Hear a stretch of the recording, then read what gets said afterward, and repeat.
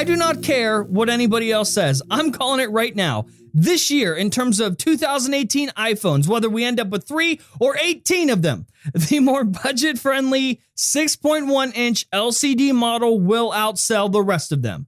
Calling it right now. Mark it in your calendars. Get ready. June's gonna be right again. I'm a goddamn fortune cookie. Get daily tech news in a way that doesn't suck. Hit that subscribe button and turn on notifications so you don't miss the next episode. Yo, what's going on, guys? Welcome to Front Page Tech, of course, show that gives you all latest tech news. Breathe. From one geek, that's me, to another, that is you. It's Friday. Happy that day, which means tomorrow, Saturday, 8 p.m. Eastern Standard Time, we are live recording live. We're live streaming. Recycle bin. We're going to actually record the episode as we do every single weekend. Yes, the episode will go out after the fact for everybody, like just a few hours later or the day after, whatever. But if you don't watch live, then you miss the pre-show and the post-show, and things are known to get crazy in the post-show. So just watch live. Turn notifications on so you don't miss it. Okay, news. Guys, girls, story numero uno. I do not know how the world survived today. I don't know how you got to work or to school. If you are younger. What? And that is because Apple Maps went down for literally everybody for a few hours today. In fact, Apple has confirmed it on their end that Apple Maps has been having significant issues today, but it looks for the most part, it's all fixed. It's all good. Apparently, if you tried to use Apple Maps earlier, it would like attempt to load results for 30 seconds before timing out and then being like, nah, don't got none. So yeah, I mean, I really don't understand how the world could have possibly survived. Oh, just a second. I'm getting something from Obama. Yes. We actually have footage from earlier today from one of the many people that couldn't have the working Apple Maps. Where do I go? Where do I go? Where do I fucking go? Hey, you. Damn cutie. Do you remember the whole Sprint merging with T-Mobile thing? Did we forget about that? I kind of forgot about it. Anyway, here's an update.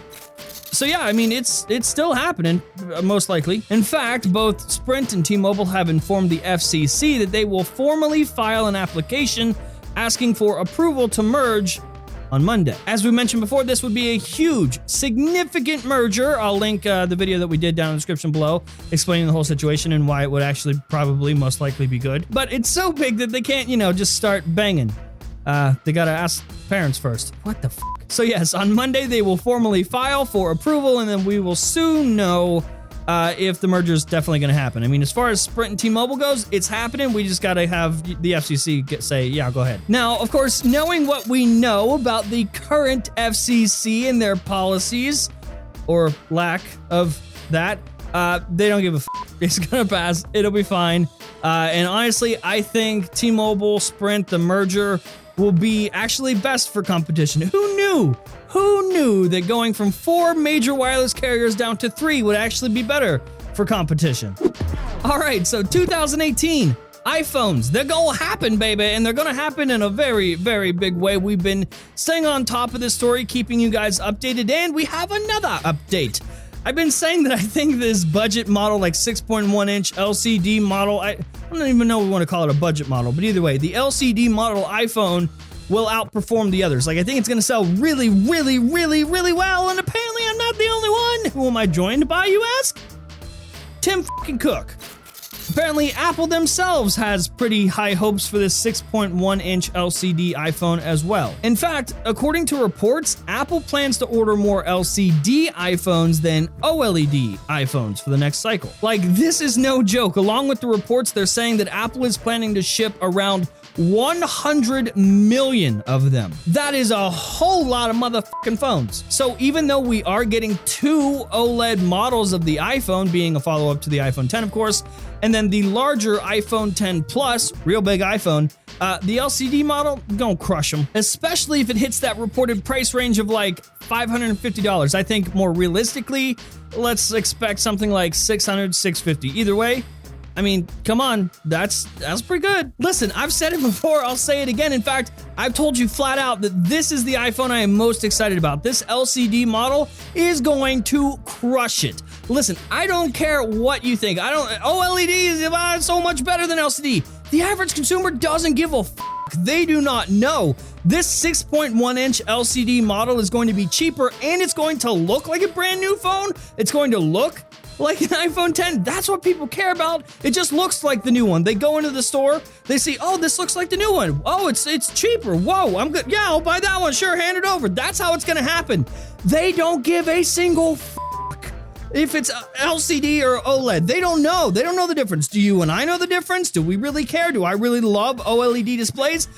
Yes, but the average consumer doesn't even know. They won't even know. Plus, it's a lot cheaper for Apple to push these phones, right? So for an OLED display inside of the iPhones, it's well over $100 per display per device for Apple. That is their price.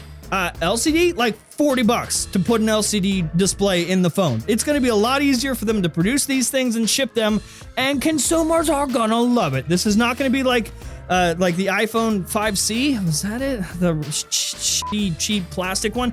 That looked shitty, cheap, and plasticky. It looked like a budget phone, and people didn't want it, so it didn't sell well. This is not going to be that. It's going to look like the new one and be cheaper. The average consumer, I promise you, they don't care.